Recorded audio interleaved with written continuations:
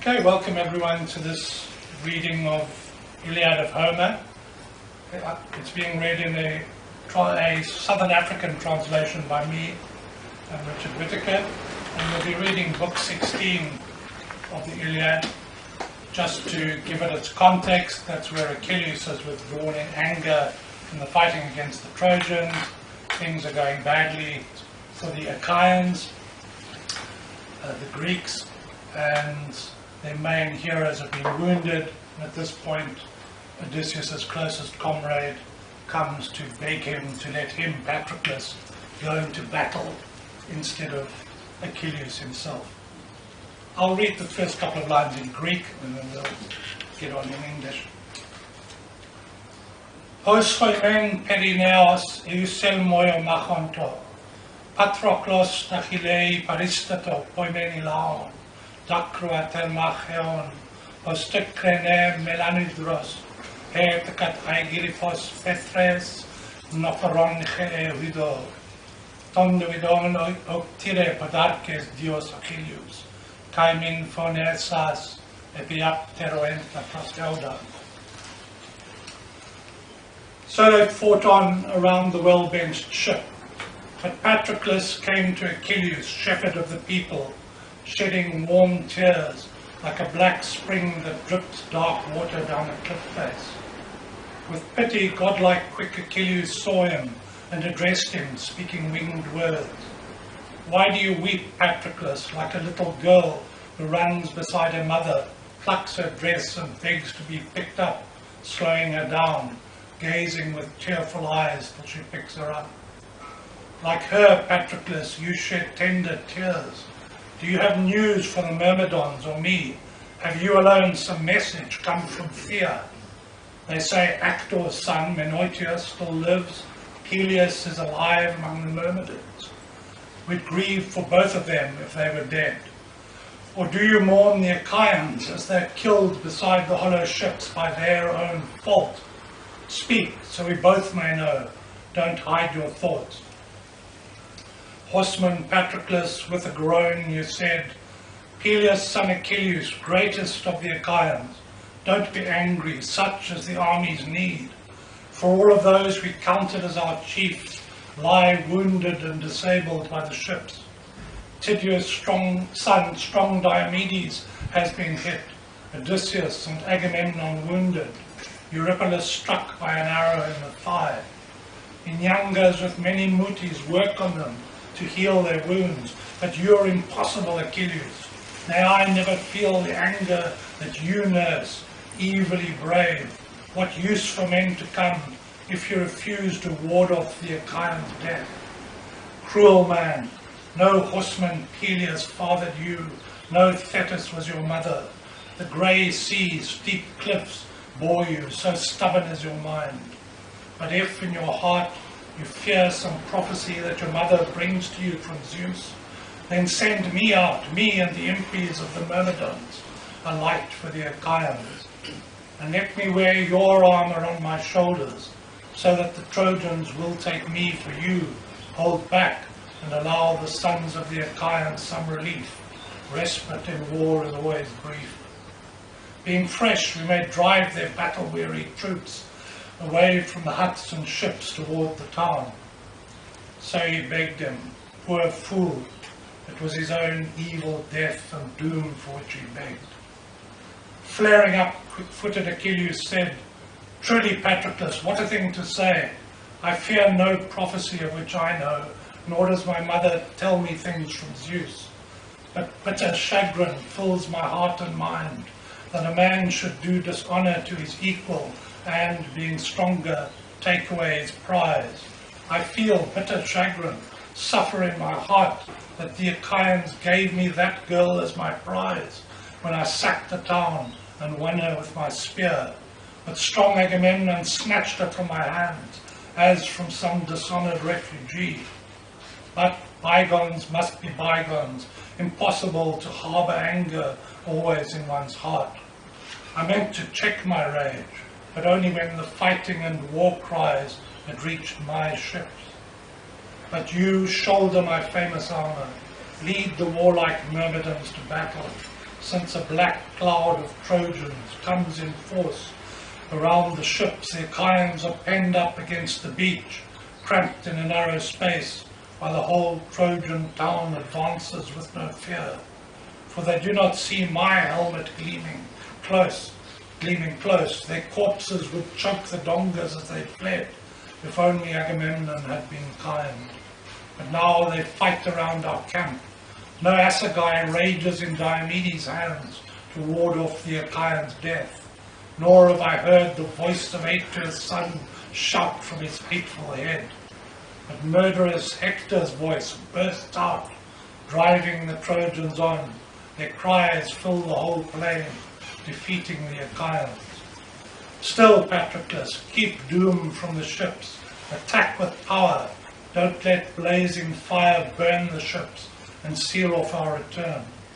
But in your heart obey my exact command, and so win honor for me, and great praise from all the Achaeans, who will return the lovely girl and offer shining gifts as well. Drive their men from the ships, but if Hera's thundering spouse should grant you praise, don't be keen to fight the warlike Trojans without me, in case you make my honor less. And don't go all the way to Troy, killing Trojans, reveling in war and strife. Some Olympian everlasting god may come against you, for Apollo dearly loves them. But turn back once you've shone your light upon the ships. Let others fight along the plain. If only Zeus, Athene, and Apollo, not one of all the Trojans and Achaeans, could flee death, but we two alone live on to break the holy crown of Troy. As they talked like this to one another, Aias no longer stood, forced back by the shafts hurled by proud Trojans, beaten by the mind of Zeus. The helmet's shining well-made plates rang terribly round his temples, struck over and again, his left shoulder tired from the gleaming shield. With all their missiles, still they could not move him from the spot. He panted painfully. From every limb the sweat flowed down in streams. He found no breathing space. Evil piled on evil. Help me now, you muses on Olympus. How did fire fall on the Achaean ships? Hector, coming close, with his great sword, struck Aias' ashwood spear behind the point and sheared it through. Telamone's son Aias wielded the broken spear. Far away from him, the point of bronze fell thudding to the ground. Shuddering, Aias knew in his noble heart it was the god's work, that Zeus had cut across his battle plan, wanting a Trojan victory. He gave ground. They hurled tireless fire upon the ship, and as the stern was fired, the roaring flames spread over her. Achilles slapped his thighs and said to Patroclus, "Up, Patroclus, descendant of the gods! I see at the ships destructive blasts of fire. They must not take the ships. Cut off our retreat, quickly armed, while I round up the impies." He spoke. Patroclus armed in glowing bronze.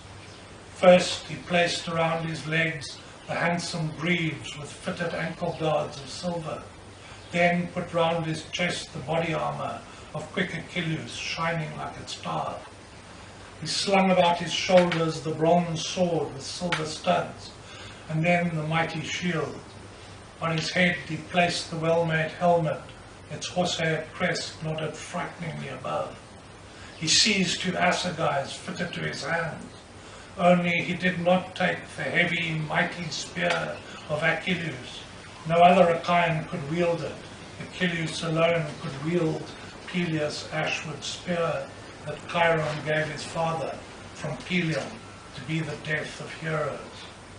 He told Automedon to inspan his team, a man he honoured after Achilles, and trusted to follow orders in the fight. Automedon inspanned the nimble horses, Xanthos and Balios, quick as the wind, whom the harpy Podarge bore to the west wind as she grazed meadow grass by ocean stream. The Achilles took him from the town of Thebe, a mortal horse, harnessed to immortals. Going through all the huts, Achilles set the Myrmidons in armour. As savage wolves with enormous courage in their hearts kill a huge horned buck out in the hills, then feed. Their snouts are red with blood. In a pack they go to the dark water of a spring and lap the dark water's surface with thin tongues, belching the clotted gore, the spirit in their chests unmoved, their stomachs groaning. So the Myrmidon Amakosi rushed around the man of quick-footed Achilles, as warlike Achilles stood among them, urging on the horses and shield fighters. Now the quick ships that Achilles, loved by Zeus, had led to Troy were 50, and in each 50 comrades filled the rowing benches. He set 5 trusty Indunas over them to command, while he was their strong Nkosi. The first regiment's Induna was Menestheus, son of Spercheos, the river fed by Zeus, whom Peleus' daughter Polydore bore to tireless Spercheos, a woman to a god. But he was called by men the son of Boros, who gave rich lobola and wed her publicly. Eudoros led the second regiment, whom unwed Polymele bore. Eudoros led the second regiment, whom unwed Polymele bore, the lovely dancer, Philas' daughter. Strong Hermes loved her when he saw her dancing in a chorus of the hunter Artemis. Going to her upper room, kind Hermes slept with her in secret, giving her a son, Eudoros, a quick runner and a warrior. When the god of birth pains, Eileithyia, brought him to the sunshine and the light, Actor's son, powerful Echecles, gave rich lobola and took her to his home. But old Philas nurtured him and brought him up, showered him with love as if he were his son. The third regiment's Induna was Paisandros, Mimelos' son, of all the Myrmidons, best spear fighter after Achilles' comrade. Old Phoenix captained the 4th regiment. Alcimedon, Laertes' son, the 5th. Marshalling them with these Indunas, Achilles arrayed them well and gave them stern commands. Remember, Myrmidons, the threats you made against the Trojans by the ships, the time my anger raged. You kept on blaming me. Cruel Achilles, your mother fed you bile, harsh man, who keep back friends against their will. We are sailing home in the ocean-going ships, since this black rage has fallen on your heart. You said this at the Indaba, but now the great work of war you longed for has arrived. So fight against the Trojans with brave hearts.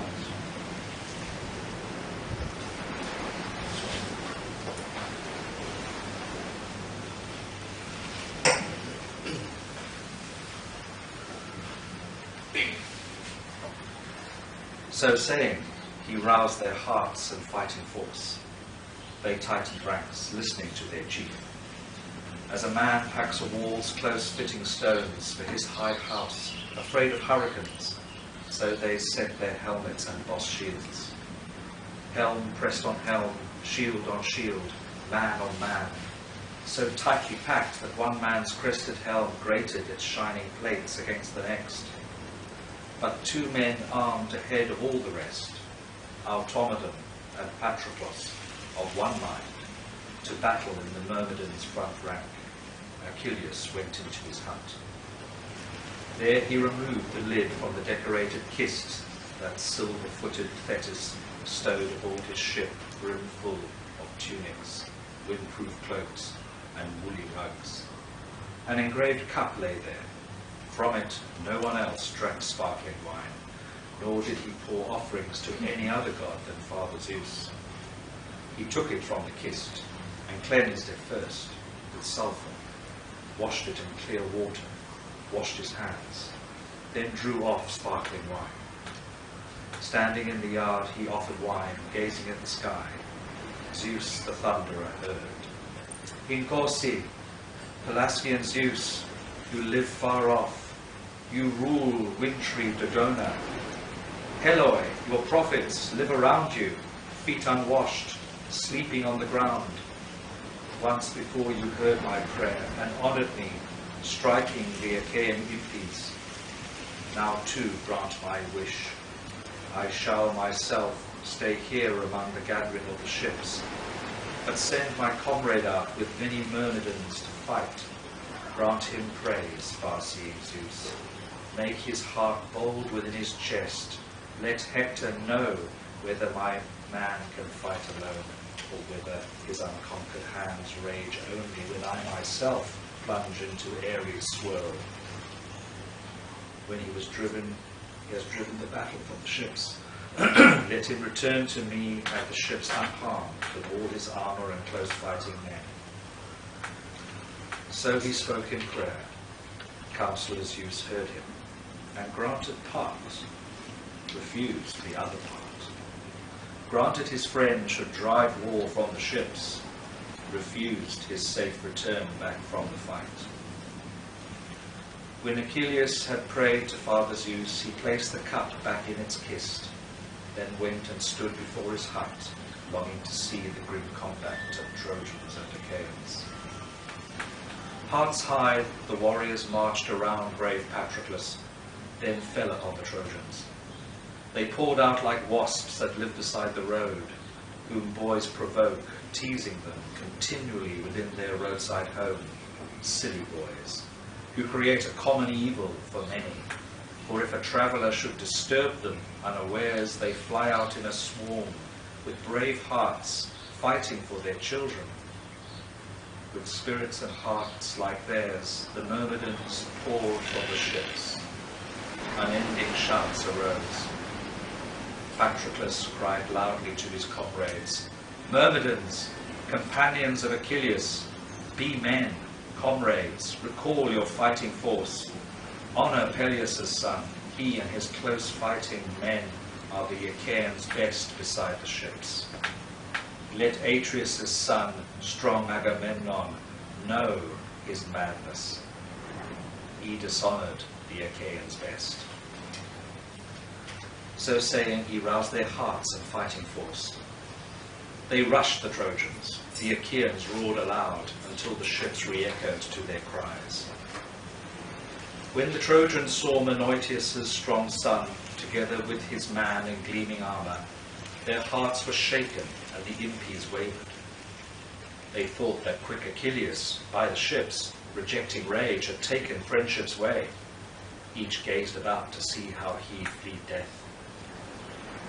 First Patroclus flung his shining spear right through the centre, where they thronged, around the stern of Protesilaus' ship, and struck Pericles, leader of the Paeonians, from Amydon by Axios' broad flow. Right shoulder hit, he fell backward in the dust, screaming. His Paeonian comrades fled. For Patroclus had struck all of them with fear by killing their best warrior, the Induna. Driving them from the ships, he quenched the blaze, then left the half-burnt ship. The Trojans fled with uncanny cries. The Achaeans swarmed around their hollow ships amid the unending roar. As Zeus, lord of the lightning, moves thick plough from a great mountain's peak, each sharp headland, every crag and kloof can be seen. The sky breaks open to its very depths. So the Achaeans thrust fire from the ships, then breathed a while, no respite yet from war. For still the warlike Trojans did not flee headlong from the black ships of the Achaeans, but stood their ground, though forced back from the ships. Then, as the battle scattered, man slew man among the chiefs. First brave Patroclus' assegai hit Areilicus as he turned. The bronze spear point drove right through his thigh and smashed the bone. He fell face down on the ground. Menelaus, stabbing Thoas' chest, exposed beside the shield, unstrung his limbs. Meges, awaiting Amphiclus' charge, lunged first at his thigh, where a man's muscle is thick-packed, and with the spear's blade sliced the sinews through. Then darkness veiled his eyes. Of Nestor's sons, Antilochus speared Antinous, drove the bronze right through his flank. He fell prone. But Maris, angered by his brother's death, sprang at Antilochus from close and stood before the corpse. Before he stabbed, Thrasymedes quickly lunged and did not miss his shoulder. The spear point ripped the arm's base from the muscles and broke right through the bone. He fell with a thud, and darkness veiled his eyes.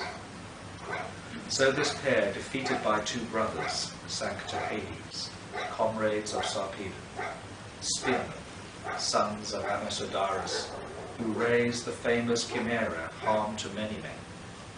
Aias, Oileus' son, sprang and took alive Cleobulus, tripped up in the rout. Right there, he struck him with his hilted sword and loosed his strength. All the blade grew warm with blood, crimson death and strong fate closed his eyes. Peneleus and Lycon clashed. They'd thrown in vain, missing each other with their spears, then clashed at once with swords. Lycon struck, but his sword shattered against the crested helmet's plate. Peneleus slashed his neck below the ear. The sword dangled from a flap. Lycon struck, but his sword shattered against the crested helmet's plate. Peneleus slashed his neck below the ear. The sword went in. His head dangled from a flap of skin, his limbs unstrung. On quick feet, Meriones caught Acamas and stabbed him in the shoulder as he mounted. He fell from the chariot, mist covering his eyes. Idomeneus thrust the cruel bronze in Eramis's mouth. The Oncontor went straight through below the brain, breaking the white bones of his skull and shattering his teeth. Both eyes filled with gore, his gaping mouth and nostrils spouted blood, and death's dark cloud enveloped him. So each Achaean in Duna killed his man. As ravening wolves attack the lambs or kids, and pick them from the flock scattered by a foolish shepherd in the hills, they see and quickly snatch their feeble prey. So the Achaeans set upon the Trojans, who thought of flight, let go their fighting force. Great Aias strove to hurl his assegai at Hector, but, skilled in war, Hector kept his shoulders covered by the bull-hide shield and watched for whistling sharks and thudding spears. He knew the battle's tide was turning, but yet he stood and tried to save his comrades.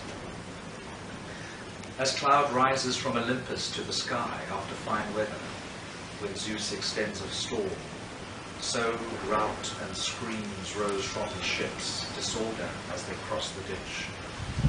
Armoured Hector's quick team carried him away, but left his men held back, trapped by the excavated trench.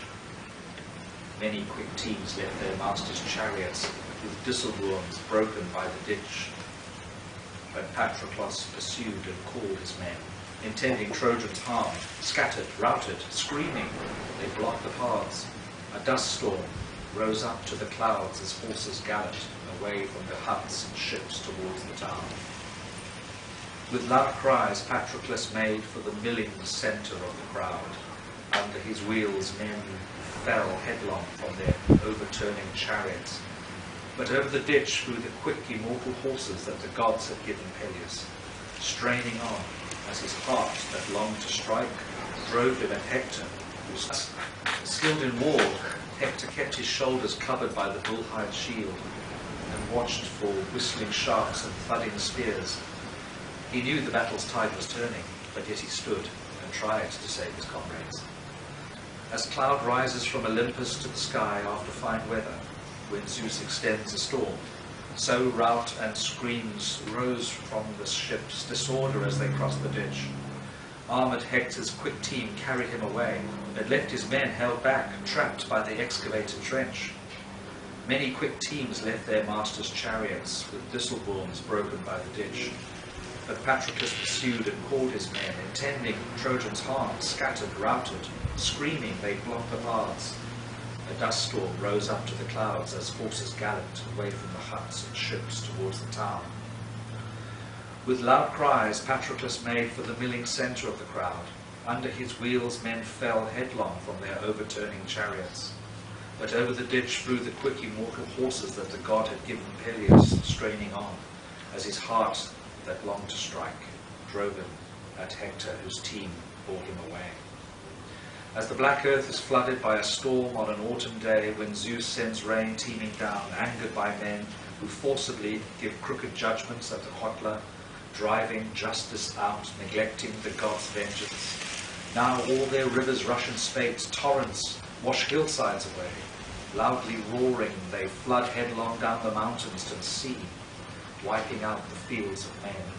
So with a roar the Trojan mares stampeded. Patroclus, when he'd cut off their front ranks, herded them back toward the ships, preventing them from making for the town. Instead, between the ships, the river, and high wall, he cut them down, and many paid the price. First, with his gleaming spear, he struck Cronos in the chest, exposed beside the shield, unstrung his limbs. He fell with a thud. Next, he sprang at Enos' son, Festor, who cowered inside his polished chariot, scared out of his wits, reins fallen from his hands. Standing close, he speared him in the right jaw, breaking through his teeth and pushing him over the rail. As a man, on a jutting rock, hooks a vigorous fish from sea to land with line and shining bronze. So he hooked Festor, gaping, with his spear, and threw him on his face. Life left the corpse. Then, as Euryalus charged, he struck his head, hurling a rock, and shattered his whole skull inside the helm. He fell face first to the ground, and death that breaks men's souls poured over him. Then in turn he brought down on the fertile earth Erimas, Amphoteros, Epaltes, Damastor's son, Tlepolemus, Echios, and Pyrrhus, Iphias, Euipos, Argeas' son, Polymeros. When Sarpedon saw his unbelted comrades fall, defeated by Menoetius' son Patroclus, he cried out, scolding the godlike Lycians, "Shame on you! Where are you fleeing to? Be strong! I go to meet this man, so I may know who he is that conquers, who has piled evil on the Trojans, and unstrung the limbs of many." He spoke, and leapt in armour to the ground. Patroclus, when he saw, sprang from his chariot. As vultures with curved beaks and crooked claws fight screaming on a towering cliff, so they with loud cries charged at one another.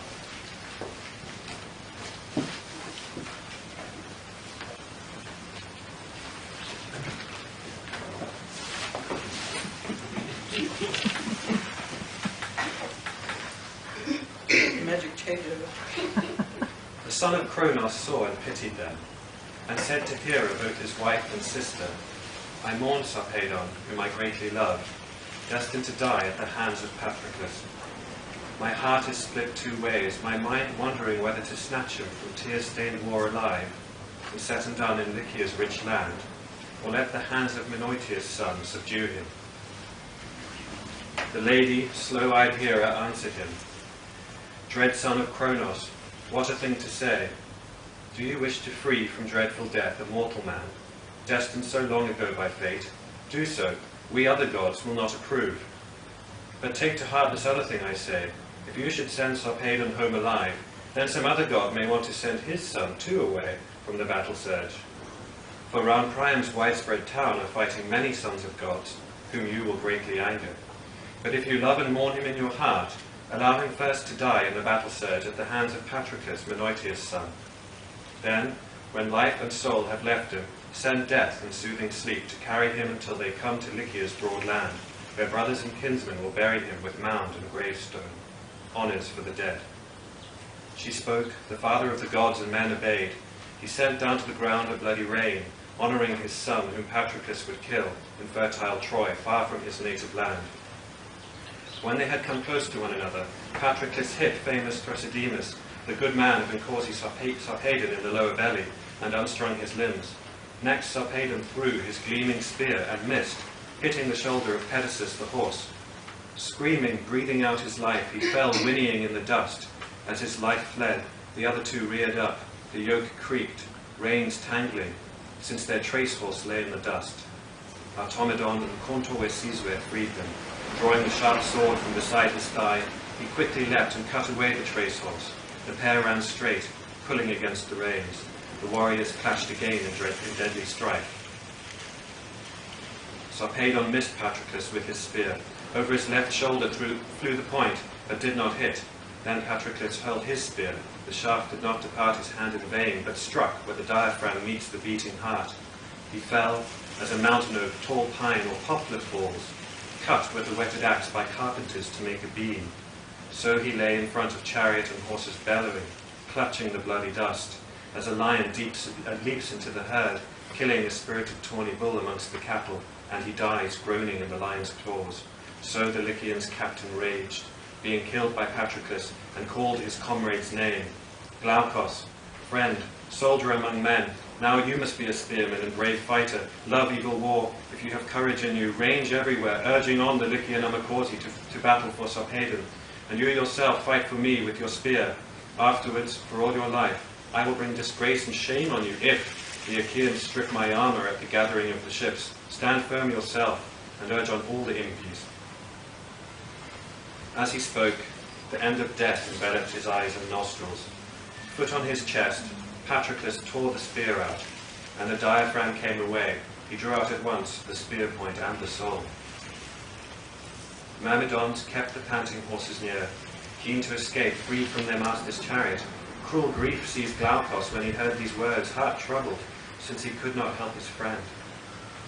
He clutched his arm, exhausted by the wound from Teucros' arrow, when he rushed the towering wall, trying to protect his friends from harm. He prayed now to the archer god Apollo, Encorsi, hear me from Lycia's rich land, or here in Troy. From everywhere you hear a man in need, as need overtakes me now. My wound is bad. Sharp pains shoot through my arm. The flow of blood cannot be staunched. My shoulder is exhausted from the wound. I cannot hold my spear or charge the enemy and fight. Sarpedon, our best warrior, is dead, son of Zeus, who does not help his child. But you, Encorsi, heal my hideous wound, soothe my pains, and grant me strength, so I can rouse my Lycian comrades with the war cry, and myself fight for Sarpedon's corpse. He spoke in prayer. Phoebus Apollo heard him. At once he stopped the pains, staunched the dark blood in the wound, put strength back in his spirit. Rejoicing in his heart, Glaukos recognized that the great god had quickly heard his prayer. First, ranging widely, he spurred the Lycian Amacorsi to fight for Sarpedon. Then went off with long strides among the Trojans to Polydamas, godlike Agenor, Aeneas, and Hector of the bronze helmet. Standing nearby, he spoke winged words to them. Hector, forget all about your allies who lose their lives, far from friends and native land, for you who do not want to help them. Sarpedon lies there, captain of the Lycians, who held Lycia with justice and with strength, whom brazen Ares killed by Patroclus' spear. Stand by him, comrades, anger in your hearts. So Myrmidons don't strip his armour and mutilate the corpse, enraged by those who died, the men we killed with spears beside the ships. He spoke. Endless grief, hard to bear, swept through the Trojans, since he had formed the boma of their town. Many impis followed him, and he was their best warrior. They rushed straight at the Achaeans, Hector leading, angry for Sarpedon. The strong heart of Patroclus drove the Achaeans on. He spoke to the two Iantes, keen already. Iantes, show your love now, for defending as well what you did before, or even better, Sarpedon, first to storm the Achaean wall, lies dead. If we defile the body, strip the armour from his shoulders, we may spear some comrade come to fight above his corpse. He spoke to men already wild to fight, strengthening their ranked impies on both sides. Trojans and Lycians, Myrmidons and Achaeans clashed in battle round the fallen body, shouting terribly, armour ringing out. Zeus stretched harmful night above the battle surge to make deadly the work of war around his son. First, the Trojans thrust the Achaeans back. Godlike Epeigeus, hardly the Myrmidons' worst man, was hit. Great-hearted Agacles' son, he was chief in populous Budeon at first, but when he had killed a kinsman, fled to Peleus and silver-footed Thetis, who sent him with Achilles, breaker of men, to Troy to fight against the Trojans. Now Hector hit him as he grasped the body, hurling a rock and shattered his whole skull inside the helm. He fell face first upon the corpse, and death that breaks men's souls poured over him. Grief seized Patroclus for his fallen comrade. He rushed straight through the front ranks like a hawk that swoops on jackdaws and on starlings. So, Patroclus, you charged the Lycians and Trojans, heart angered for your comrade. With a boulder, he struck Sthenelaus in the neck, rupturing both tendons. Glorious Hector and the champions fell back as far as the flight of a long javelin hurled by an expert athlete in the games or in battle against murderous enemies. Just so far the Achaeans pushed the Trojans back. First Glaucus, captain of the Lycians, retreated, but slew great-hearted Bathocles, Chalcon's son, who lived in Hellas, richest and wealthiest man among the Myrmidons. Glaucus speared him in the middle of the chest, wheeling suddenly as Bathocles pursued. He fell with a thud. Grief overcame the Achaeans as this fine man fell, but the rejoicing Trojans came and stood round him in a crowd. The captain of the Lycians retreated, but slew great-hearted Bathocles, Chalcus' son, who lived in Hellas, Richard and lost that again. Okay. First Glaucus, captain of the Lycians, retreated, but slew great-hearted Bathocles, Chalcon's son, who lived in Hellas, richest and wealthiest man among the Myrmidons. Glaucus speared him in the middle of the chest, wheeling suddenly as Bathocles pursued. He fell with a thud. Grief overcame the Achaeans as this fine man fell, but the rejoicing Trojans came and stood around him in a crowd. The Achaeans recalled their strength and charged at them in force. Then Meriones killed a Trojan warrior, Onetor's son, Leogonos, priest of the Idaean Zeus, honoured by the people like a god. He was hit where jaw meets ear. The spirit quickly left his limbs, and hateful darkness took him. Aeneas launched his spear at Meriones, hoping he'd strike him low beneath his shield. But keeping a sharp watch, he dodged the spear.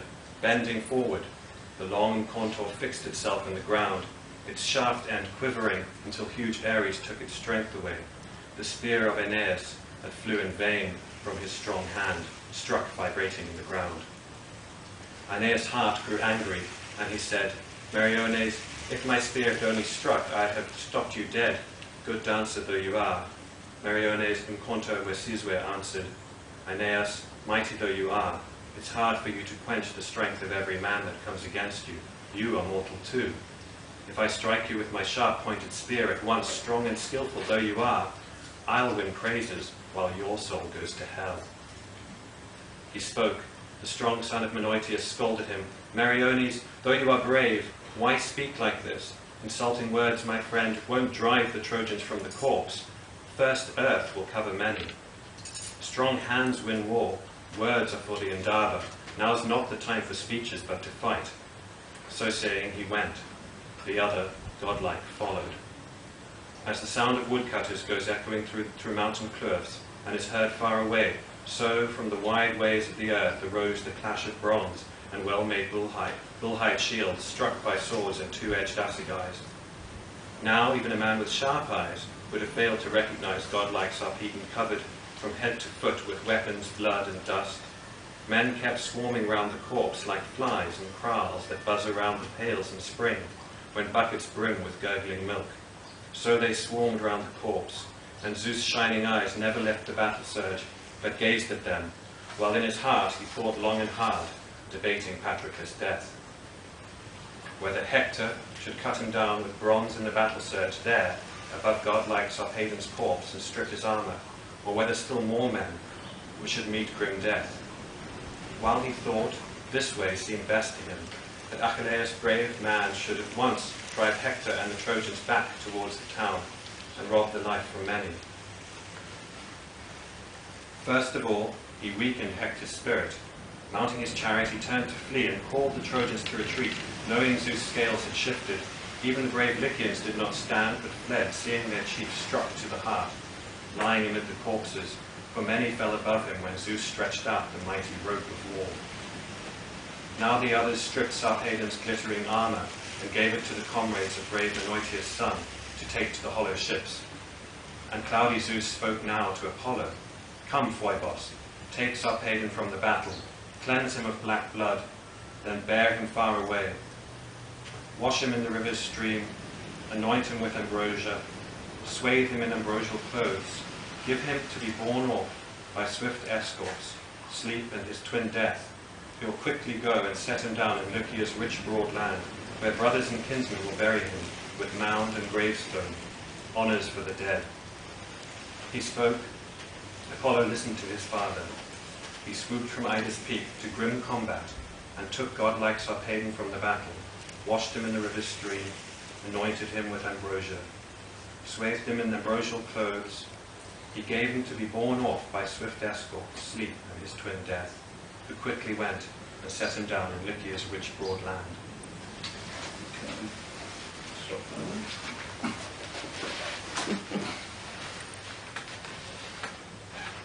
Calling his charioteer and team, Patroclus pursued the Lycians and Trojans.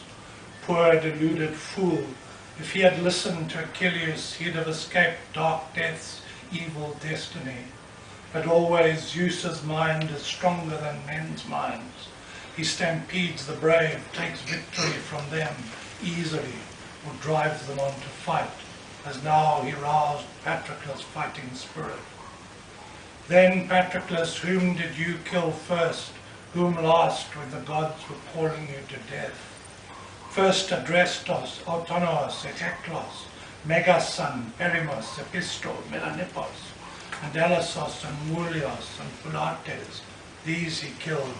All others turned their thoughts to flight. Then the Achaeans would have taken gated Troy at Patroclus' hands, spear raging everywhere, if Apollo had not stood upon the tower with death in mind for him, help for the Trojans. 3 times Patroclus charged the angle of the wall. 3 times Apollo beat him back, his immortal hands striking the gleaming shield. But when he charged the 4th time like a god, Apollo shouted out loud, terribly, "Back, godlike Patroclus! You are not fated to bring down by your spear the Trojans down, nor is Achilles a greater man by far." He spoke. Patroclus went far back, avoiding the anger of the archer god Apollo. At the Scaean gates, Hector reined in his team, thinking if he should charge the mass and fight, or call his impies back within the walls. While he thought, Apollo came to him, looking like a powerful young man, Asios, Hector's uncle, full brother of Hecabe and Dumas' son, who lived in Phrygia beside Sangarios stream.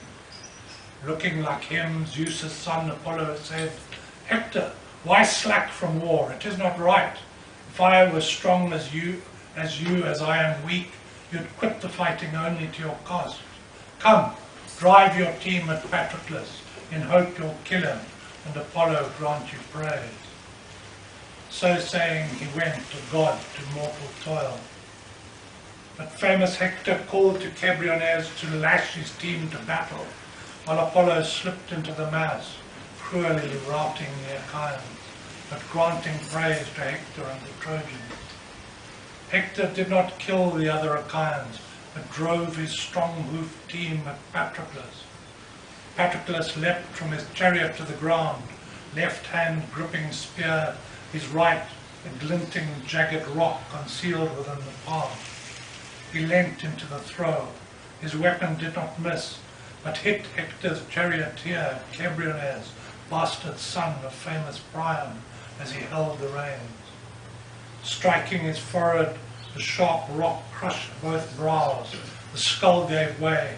His eyes fell to the ground into the dust before his feet, and he fell from the chariot like a diver. The spirit left his bones. Then Patroclus, mocking him, he said, "Well done, the man's a nimble diver. If he went after oysters in the sea, leaping from a ship, even in stormy weather, he'd fill many bellies. Look now how nimbly he dives from chariot to the ground. I never knew the Trojans had such divers." So saying, he went at the hero Cebriones, like a springing lion that devastates the kraals, whose courage kills him, wounded in the chest. So Patroclus' yew sprang at Cebriones. Now Hector leapt from chariot to the ground. They fought to Cebriones like a pair of fierce-hearted lions on mountain tops that fight, both starving, over a slain buck. So over Cebriones those masters of war, Menoetius' son Patroclus and Hector, longed to tear the other's flesh with cruel rods. Hector seized the head, not letting go, and Patroclus the foot. The other Trojans and Achaeans met in the surge of battle. As east and south winds clash with one another in mountain cliffs, shaking the deep forest of beech and ash and smooth-barked hornal trees that fling long branches one against the other with an almighty crash of splintering wood, so Trojans and Achaeans sprang forward to the kill with no thought at all of flight. Spears stuck in the earth round Cebriones, and feathered arrows shot from their bowstrings, while many boulders crashed against the shields of warriors above him. In the swirl of dust the great man lay, his horsemanship forgotten. While the sun god climbed toward the zenith, missiles flew from both sides. But when he neared the oxen's outspan time, then beyond fate, Achaeans were the stronger. Out of range of the Trojan mass, they dragged the hero Cebriones and stripped his armor.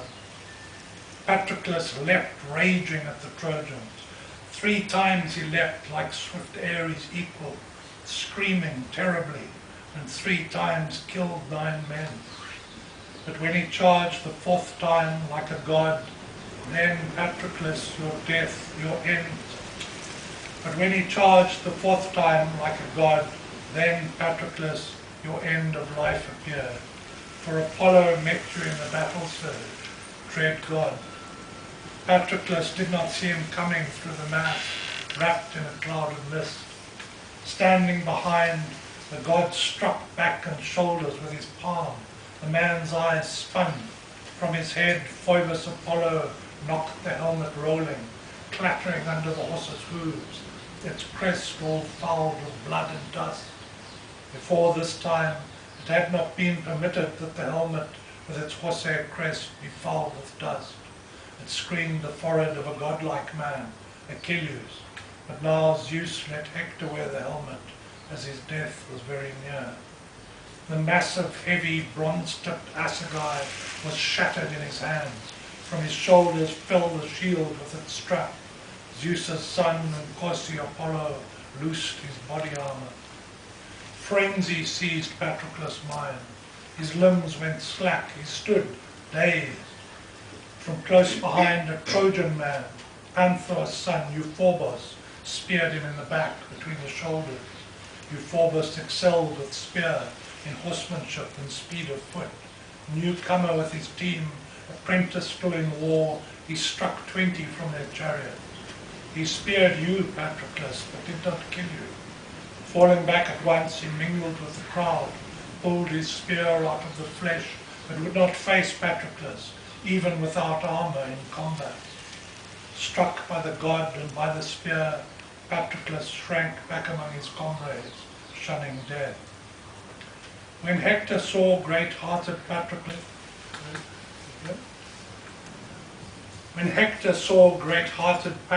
fall back, wounded by sharp bronze, he came up through the ranks and stabbed him with his spear, low down in the flank, driving the bronze right through. He fell with a thud, Grief o'ercame the Achaeans. As a lion battled down a tireless boar, they fight in the mountains with high hearts over a tiny spring, when both feel thirst and the lion's strength defeats the gasping boar. So Hector came close with his spear to slay Menoetius' son, who had been the death of many. And Hector, boasting, spoke winged words to him. Patroclus, you thought you'd sack our town, take the day of freedom from our women, and ship them off to your ancestral land. Fool, for Hector's team strained to fight for them, and with Monconto I excel all like Trojans, warding off their day of destiny, but vultures will eat you here. Poor man, strong Achilles could not help you.